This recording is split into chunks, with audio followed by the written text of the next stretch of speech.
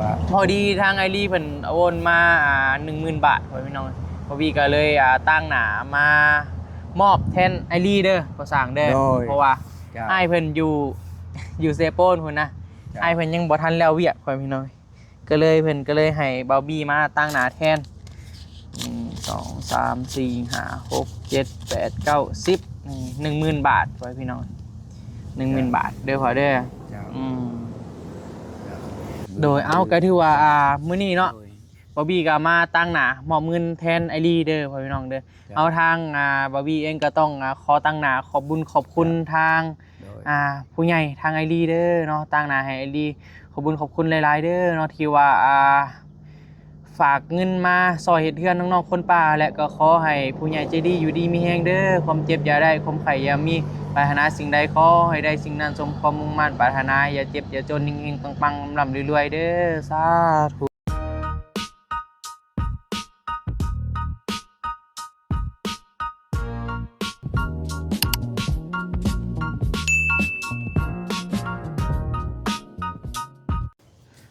มาไว้พี่น้องโดนแล้วบอบบี้บ่ได้มาแวะเยี่ยมยามทางน้องลักกี้เนาะไว้พี่น้องตอนนี้แม่ซุกเพิ่นกำลังป้อนข้าวอยู่มาบัดนี้ก็โอ้ตุ้ยแห้งได้ไว้พี่น้องแต่ว่าเฮาบ่สามารถถ่ายได้ถ้าว่าไผที่ว่า FC อยากเห็นเดี๋ยวทักแชทมาเดี๋ยวบอบบี้ส่งทาง Messenger ให้เบิ่งก็ได้เพราะว่าย่านเดี๋ยวนี้ถ่ายเด็กน้อยบ่ได้เลยสบายดีเด้อพ่อสังเด้อสบายดีเด้อตะกูนั่งลงโอ้ใหญ่ไวดีลักกี้เนาะโอ้ตุ้ยแห้งได้พ่อพี่น้องเอ้ยถ้าไผอยากเห็นน้องเพิ่นแม่นทักแชทมาเดี๋ยวบอบบี้ส่งรูปให้เบิ่งเพราะว่าถ่ายเดี๋ยวนี้มันถ่ายบ่ได้มัน YouTube กดไลน์ YouTube มันนะเบาแก้วก็ยังบ่ได้เลยช่องเบาแก้วเพิ่นบ่ได้เลยแหละมีหมดบ่พ่อสร้างฮะมีหมดบ่มีติมีอยู่ก็นิดหน่อยนะผู้เป็นนั่นพอดีมีเวียกนำพ่อสร้างน้อยนึงมื้อนี้เป็นไดบ่ได้ไปขึ้นไปเฮ็ดเฮือนมันนั่นยังขาดอุปกรณ์ก่อสร้างสบายดีโดยขาดอุปกรณ์ยังนะยังนาปูนกับทรายนี่แหละทรายกันหน่อยๆนะปูนยังเดือสอบนึงนะเพราะว่าทางมันลำบากได้เห็นเขาเจ้าไปหันพระจักทมพระจักขวัดแม่นแหละนั่นดินทรายโคตรไม่ใส่อึกระถึกอยู่แล้วนะขนาดรถไทยก็บืนกันยังอาจจะบดไปจากรอดพอละมันยามฝนเด้มันเข้าไปยากหมู่บ้านคนป่านะแม่นเจ้าก็เห็นใจอยู่ตัวผู้สร้างไปเบิ่งตัวจริงแล้วก็เจ้าของเพิ่นผู้ทรงแห่ทรงทรายอย่างย่อมเลยเพิ่นว่าย่อมแล้วว่ะย่อมเลยพอไว้ว่ะย่อมแล้วโยชิดได้ว่ะจังมาสร้างชิเว้าแล้วพอก็ได้เฮงเต็กแล้วเรื่องด้านรถลาพาหนะนี่แฮงบ่เป็นและแกดึงนี่มีแต่เฮ็ดด้านนี้ได้อยู่งานก่อสร้างนี่โดยก็ถือว่าสำหรับเพื่อนน้องๆคนป่าหลายๆคนก็อาจจะเห็นแล้วแต่บางคนก็ยังอาจจะบ่เห็นเนาะแม่นตอนนี้แม่นถือว่าเทพื้นเรียบร้อยแล้วขั้นตอนต่อไปเป็นโบกเนาะแม่นโบกติดบานได้ฮอดติดกระโหลบ่ยังบ่ทันว่าบ่ทันว่ามีแต่งานนะฮอดโบกแม่นบ่แม่นโบกนะบานเด้เพิ่นก็ยังบ่ได้แจ้งยังไม่แจ้งเนาะแม่นมีแต่เจ้าทำงานฮอดโบกแม่นบ่แม่นหมู่บ้านคนป่าพี่น้องก็ถือว่าใช้เวลาในการก่อสร้างก็บ่ดนเนาะฮอด2 ทิศบ่ประมาณนั่นแหละเพราะว่าบางทีก็ประมาณนั่นแหละประมาณ2 ทิศไหลระยะนี้ก็เป็นยามฝนแน่กันบ่แม่นยามฝนก็สิไว้กว่านั้นจวดอีหลีเนาะก็อีกตามเวียกงานเฮาพอเฮาก็2คนแล้วนะกับอีกอย่างคนที่ว่าสร้างโดยที่ว่าอ้ายเพิ่นเฮ็ดนำพอสร้างเพิ่นก็โอ้เป็นเวียกได้เนาะเฮ็ดแบบต่างคนต่างเป็นเวียกมันก็เลยเห็นให้เวียกเฮาออกมาไวสะดวกกับอีกอย่างก็น้องๆเพิ่นก็อำนวยความสะดวกให้เบิดเนาะเป็นน้ำเป็นหินเป็นทรายหยังบล็อกน้องๆเพิ่นก็ซอยเบิดคือแบบมันก็เลยเวียกเฮามันก็เลยราบรื่นเอาภาษาเนาะมันก็เลยเฮ็ดว่ามันก็เลยออกมาไวหั่นนะเจ้าพอดีว่ามื้อนี้เนาะทางไอรี่หอยพี่น้องเพิ่นได้โอนเงินมาให้บอบบี้นี่แหละบอบบี้ก็ตั้งหน้าให้อ้ายเด้อพี่น้องเด้อมื้อนี้เพราะว่าอ้ายบ่อยู่ได้อ้ายอยู่เซโปนพุ่นน่ะเพิ่นเฮ็ดเวียกอยู่พุ่นทางบ่สร้างนี่อันน่ะบ่สร้างเงินค่าสร้างหั่นแหละเนาะโดยแต่ว่าพอดีทางไอรี่เพิ่นโอนมา10,000 บาทพี่น้อง บอบี้ก็เลยตั้งหนามามอบแทนไอรีเด้อพอสั่งเด้อเพราะว่าไอเพิ่นอยู่เซโปนพุ่นนะไอเพิ่นยังบ่ทันแล้วเวียกพ่อพี่น้องก็เลยเพิ่นก็เลยให้บอบี้มาตั้งหนาแทน1 2 3 4 5 6 7 8 9 10 10,000 บาทพ่อพี่น้อง10,000 บาทเด้อพอเด้อเอาโอเคไปโดยทางเบาลี่และก็เบาบี้ โดย ที่ได้อำนวยความสะดวกให้พอช้าง อะไรกะขาดตกบกพร่องก็ขอโทษขออภัยเนาะเพราะว่าคืออันนี้ปกติกะเพราะว่างานกะจบแต่ว่ามีต่ออยู่เนาะคืองานโบกงานนี่กะยังขาดปูนกับทรายเพราะว่ามันที่ว่าคนส่งไปยังบ่ได้บ่ถึงกะพยายามอยู่แต่ว่ามื้อใดสะดวก มันแห่มันก็ได้แล้ว เจ้าแต่ว่าตอนนี้มันทรายเบิดแม่นบ่ก็เลยว่ารถเขาไปส่งบ่ได้เนาะแม่นอยากได้จักรถนึงกับปูนบ่ได้แท้จัก15 สอบบ่เหลือ10 สอบหั่นนะคันถ้าสิเอารถไถเขาก็บ่จักบ่นไปส่งไปเอาพอสร้างก็บ่จักแนวเว้าเพราะว่าผู้คนส่งก็คันกับเจ้าของห้านเขาไปส่งก็สบายอันนี้ทางมันเพลีได้บ่วี่คือเห็นน้ำตากันเจ้าการรถเขาเข้าไปยังหมุนเบิดเจ้าลองนับเอาเด้อ10 ใบ1 2 3 4 5 7 8 9 10โอเคผมเนาะขอบใจเด้อบาบี้เด้อที่ว่าได้อำนวยความสะดวกให้ก่อสร้างที่มาเป็นแกนนำทางบาลีให้เจ้าอยู่ดีมีแห้งเจ้าคือการได้เงินได้คำฟังเพลงปังๆเด้อโดยก็ถือว่าอ้ายเพิ่นส่งมาหาเมื่อคืนนี่แหละพี่น้องก็เลยว่ามาตั้งหน้าอ้ายบ่บีกะเพราะว่าอ้ายยังแก้เวียกบ่แล้วก็เวียกหลายนะก็เลยว่ามามอบให้ผู้แลทาแล้วผู้แลจึงขึ้นไปเนาะก็อุปกรณ์ขึ้นมือใดก็เป็นขึ้นนะว่ามีปูนสอบเดียวคันว่า4-5 สอบพอสร้างต่อเลยคือเมื่อวานนี้ก็เพิ่นก็เทพื้นเทหยังแล้วลงกับช้างน้อยมีครอบครัวเพิ่นเสียชีวิตเด้อ้ายผู้ใดเมียบ่อ้ายอันนี้ผู้สร้างน้องเมียเพิ่นเสียแล้วก็ยังบ่ถึงสการมื้อได้ส่งสการมื้อนี้พอสร้างก็สิได้หยุดก่อนเนาะได้หยุดแล้วก็เพราะว่ามันกระเทินแต่ว่าลมเพิ่นคันว่าบ่มีเวียกจำเป็นก็สิได้ขึ้นไปเฮ็ดให้มันเบิดปูนศพนะบ่อยากให้ข้างค้าเวียกเฮานะงานมีหยังเฮาก็ก่อเฮ็ดไปเพราะว่าแต่คันแน่ว่ามื้อนี้แดดมื้อแดดก็เข้าไปได้แล้วโดยแค่ฝนบ่ตกแม่นฝนตกก็เข้าไปบ่ได้เพราะมันเป็นทางก็จะเอารถยังเข้าไปรถ Hyundai นี่แหละโอ้ Hyundai ค่าเลย Hyundai เห็นรถ Hyundai กับรถ Vigo ลากกลับไปก็เป็นประเภทรถด้ามนี่สิบ่ค่าข่อยว่าแม่ล่ะตีมันใหญ่เนาะแม่นก่อนคือว่ามีรถด้ามรถหยัง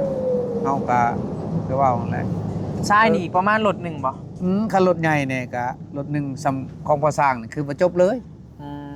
รถนึงมีแต่ทรายให้แล้วบัดนี้เพื่อว่าเว้าพื้นนะเพื่อเฮามาเผื่อไว้มันเหลือกะบางเทื่อมีแผนกะกะหลอกกะโลเด้คันว่ามันบ่มีแผนแล้วก็แล้วแต่เพิ่นนะคือเผื่อไว้เนาะเผื่อไว้แต่ว่าถ้ารถนึงนี่ติดฮอดกะโลได้เลยเห็นบ่แม่นใหญ่ประมาณล้าน3ล้าน4นี่แหละคันว่าเขตนี้ขึ้นไปแต่ว่าปัญหาหลักเลยจักเพิ่นสิลากขึ้นได้ซำใด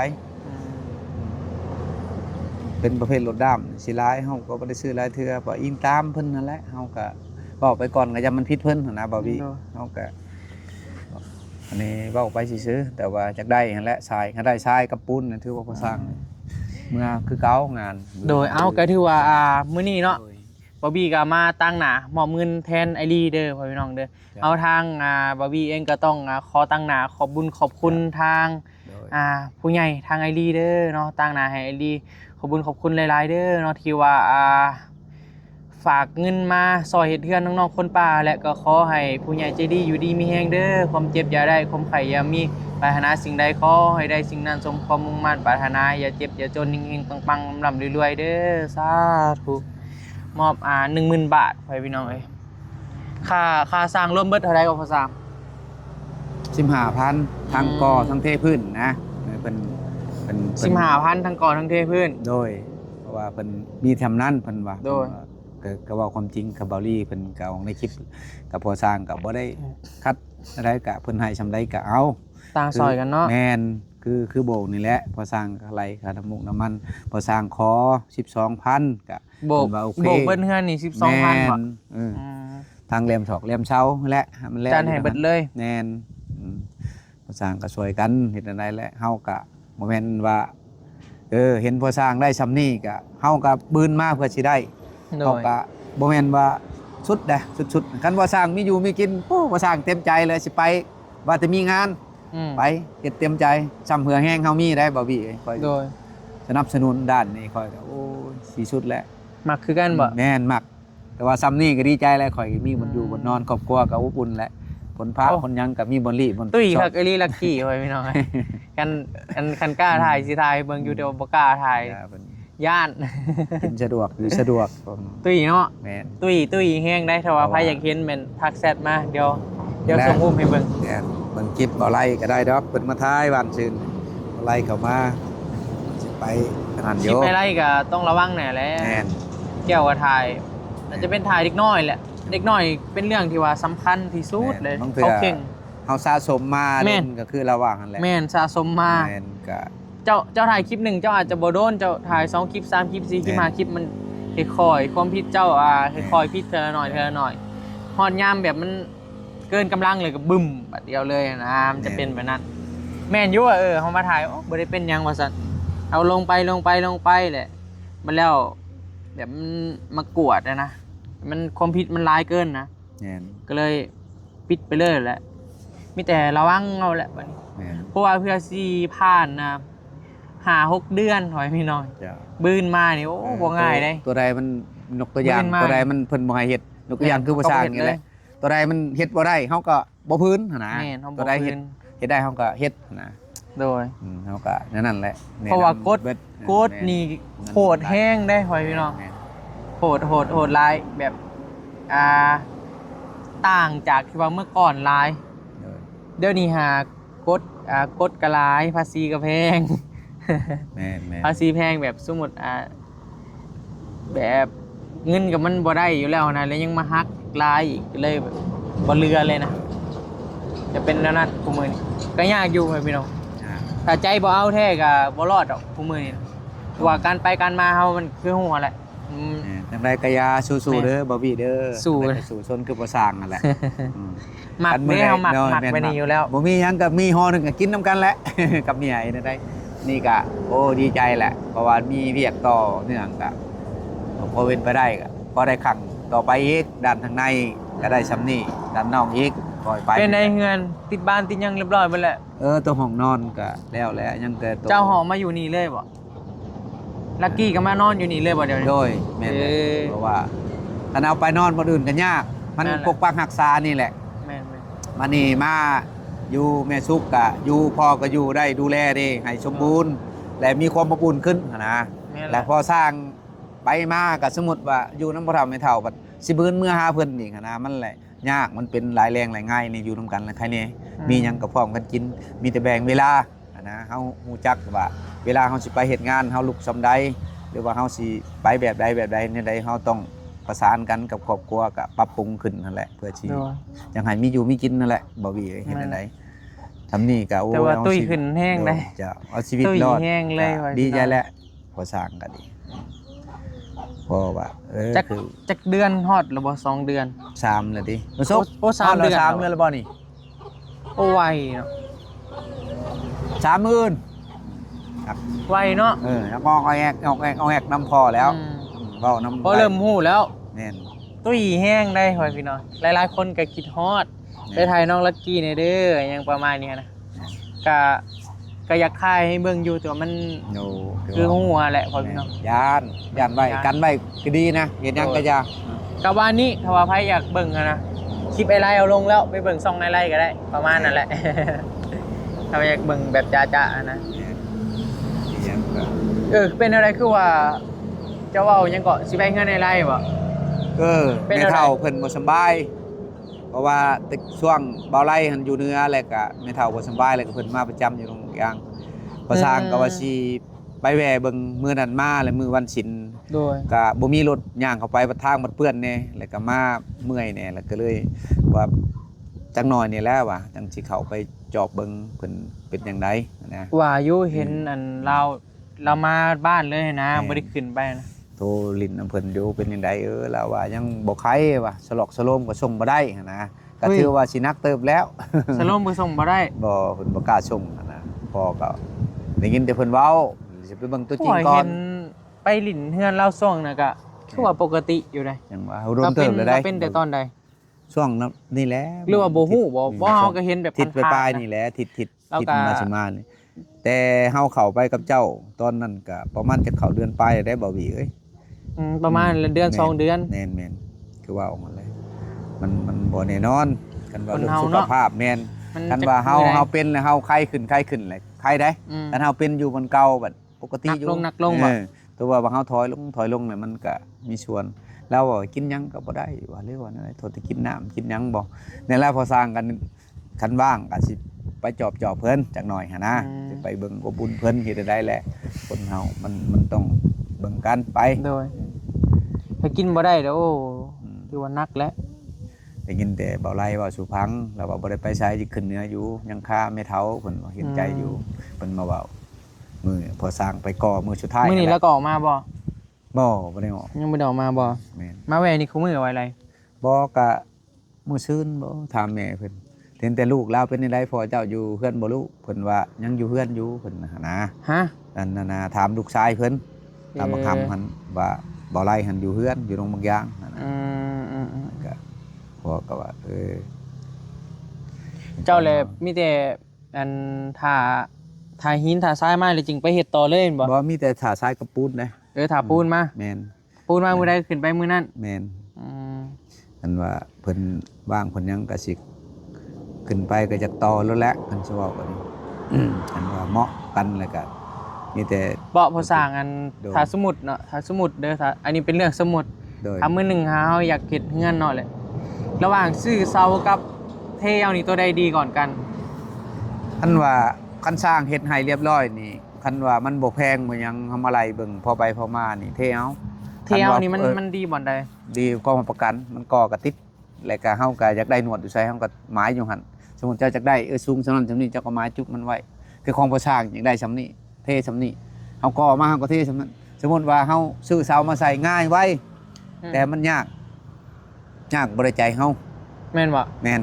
แต่ความทนความหยังตัวใดคักก่อนกัน ตัวเทนี่แหละ ตัวเทบ่ แน่นโอเคแต่ว่าเบื้องต้นนี่โตะผู้มักง่ายนี่ ทุกอย่างเป็นหยังเขาจึงซื้อมาใส่รถมันจักไว้อยากให้มันเร็วไว้หั่นนะ อืม คันว่าเฮามีเงินแหน่เฮามาไล่เบิ่งช่วงที่ก่อเสาเทคานนี่เท่าใด ในราคามันได้มันต่างกันหลายบ่ มันก็เบิ่งบางเทื่อมันก็ค่าสร้างนี่บางเทื่อมันก็สิลื่นเล็กน้อยลื่นนั่นที่เฮาเสาเสร็จแล้วลูกแต่หลุดลงมาโตที่เฮาซื้อเหล็กซื้อทรายซื้อปูนหลุดกับเสาหั่นนะสมมุติเสาต้นละ 1,300 1,400เฮามาบวกลบคูณหารเบิ่งสมมุติมันตกอยู่ 7-8 ล้านส่วนเฮามาบัดนี้เฮามาเฮ็ดนี่เบิดแต่5ล้านบ่หรือ4ล้านหั่นนะ เทเอานี่เบิดหน่อยก่อนบ่ แม่นสมมุติว่า แล้วก็ได้คุณภาพก่อน แม่นเรื่องคุณภาพ อืม แต่ว่าเบ้าสนทนากันใจพอสร้างนี่คันว่าเป็นไปได้คันบ่ได้ไปงานไฟเลยมันเฮ็ดเอาเองเทเอาเอง เทเอาดีก่อนแม่นบ่ หรือว่าเฮาอยากได้ซำใดตาม เอา สู แหละ งมันก็เท แล้วเสานี่มันบ่คักซะบ่เสาเฮาซื้อเอานี่ มันก็เรื่องคักนี่มันก็บ่อยากคักตัวเฮาเท บ่คักเสาเทเนาะ อืม สรุปก็คือเสาเทเอาคักก่อนแม่นบ่ แน่น อืม เอาถึงมากก็บ่ลำบากสมมุติว่าคือเจ้าจ้างเนี่ยสมมุติว่าชื่อเสามาแล้ว สมมุติเอาสร้างมา3คนเจ้าจ้างเขามายกอีกบาดนี้ไล่ จ้างตั้งเสาอีก หลายอย่างมาขึ้น อันนั้นเทเลยก็จบเลยแม่นบ่ อันนี้เทขึ้นนี่พอสร้างนี่เทแล้วคือมื้อคืนนี่ อืม มาแล้วก็มีแต่เอาไม้มาวางมาหยังแล้วก็จบแล้วสมมุติจำนวนนี่สมมุติว่าเขาเฮ็ดนี่เช่านี่ต้นหนึง400,000ซะ โดย สมมุติว่าไล่ราคานี่เฮาบวกใส่เล็กใส่หยังมาเบิ่นมี3ต้น บวกลบคูณหารเบิ่งก็เทแล้วเลยถึกเท่าไรบัดนี้มาเบิ่งก็พอเพิ่นประหยัดรายจ่ายหั่นนะเฮาก็เฮ็ดไปเทื่อละน้อยคันเฮามีนี่อยู่ ก็ง่ายๆก็ ตัวเดียวนั่นแหละ ประหยัดก่อนเลยก็ได้คุณภาพก่อน แม่น อืม มัน อันนี้คือความรู้ใหม่ของพี่น้ แม่ อง น แต่ถามไว้ซื้อดอก แม่นโอ้เว้าบ่ได้ ถาม อ ไว้ นาคต ซื้อแม่น คือว่าสร้างตะกี้นี่เฮ็ดนี่9ต้นนี่เว้ากันกับเมียเนาะโอ้จังใดเนาะคือจะ9ต้นนี่เฮ้ย มาแต่เฮ็ดอันนั้นนะอันนี้ก็ทุนที่เพิ่นให้มาเด้บ่แม่นว่าช่วยเหลือคือกันแต่เพิ่นออกใน YouTube ทุนให้มาแม่เนี่ยเพิ่นใหญ่ผู้ใหญ่ใจดีคือกันมาสร้างโรงเรียนไปสร้างแต่เพิ่นเป็นทุนให้มาแล้วก็เฮาก็ครูบาอาจารย์เพิ่นดึงไปเด้บารมีเพิ่นว่าไปซอยคอยนั่นนี่ออกจากโรงเรียนดงบางยางช่วงน่ะมีบ่าวเตียงเด้ค่อยบ่ได้คิดเด้บ่พี่โดยบ่าวเตียงครับพาไปแทกประสร้างเท่านั้นเท่านี้เสาขนาดแต่เก่ามันมีแต่ว่าสิซื้อบล็อกมากอใช้เสาเก่าซื้อโดยมาแล้วก็ไปเฮ็ดไปยังแลลงกับบ่าวเตียงแทกแมทแทกสากแล้วค่อยก็นุ่มส่งกันขาดแล้วตอนน่ะมาแล้ววันนี้ว่าเฮ็ดห้องน้ำทางน้ำเด้มีในโรงเรียนนมบางอย่างบ่เชื่อจะไปเบิ่งมีห้องน้ำเข้าไปได้มีบ่อนทางน้ำทางในพอสร้างไปแล้วก็ติดบอกติดบ้านไปแล้วก็ไปเบิ่งโรงเรียนมาปรับแทกเรียบร้อยบ่สร้างมั่งโรงเรียนโหพอสร้างงงแล้วป้าว่ะเฮ็ดแท้ทำจริงบ่สร้างมั่งกับมั่งพอสร้างอยู่หลังคาพุ่นมั่งตึมต่ำเห็นคิดบ่เตียงมันอันนั้นคอยมักเบิ่งกันคลิปที่ว่าอันนั้นน่ะบ่เตียงกันกับเจ้าแต้วเพิ่นเอาหน่อไม้เอาจิรอหั่นเด้แทนที่เจ้าแต้วนี่บ่ได้มีหยังกินได้ยังแบบปั่นจิรอปั่นหน่อไม้ให้บ่เตียงอีกได้คอยเบิ่งบางเทื่อน้ำตาคอยจะไหลบ่ได้เบิ่งว่าสเตลเป็นจังไดเดี๋ยวนี้อยู่บ้านบ่มาพี่เพิ่นว่ามาขายหน่อไม้ได้มาพ่อกันกับบ่สร้างว่าสิเข้าดงบักยักษ์ใช่เราขายอยู่ไสอยู่แถวนี้แหละออกไปพี่แหละขายหน่อไม้ออกไปครั้งนี้เบิดแล้วบ่จังหวะยังบ่เห็นเข้ามาเพราะว่าแต่เก่า YouTube นี้ขายอยู่ในตู้แต่ว่าเขาเจ้ามากแล้วมันลดต่ำลดยังมากท่านมีการซ่อมแซมเด้แล้วก็สิย่างไปขายอยู่พุ่นของรวมกันกับพนันนาพ่ออยู่พ่อเลยเข้าไปเอารถสิเมื่อเบิ่งบ่ได้เฮ็ดให้คืนบ่ถ้าอันนาเพิ่นก็ทดแทนอยู่บริษัทเพิ่นก็ทดแทนแต่ว่าเฮายังบ่ได้เฮ็ดเนาะหนึ่งมากก็คือว่าแล้วพ่อแม่ประชาชนก็มีการยากแต่ว่ายามให้ยามหน้ามันยังผสมทบที่ว่าความสามัคคีกันยังยากเลยก็เพิ่นกันยังตกค้างอยู่พอยังให้เร่งอยู่เพราะว่าฝนตกฝนลงมากก็พอได้เขาชนเขาสิเข้าไปลงบางยางก็บ่มีรถมีร่างพอได้ชนตูบชนหยังหั่นนะ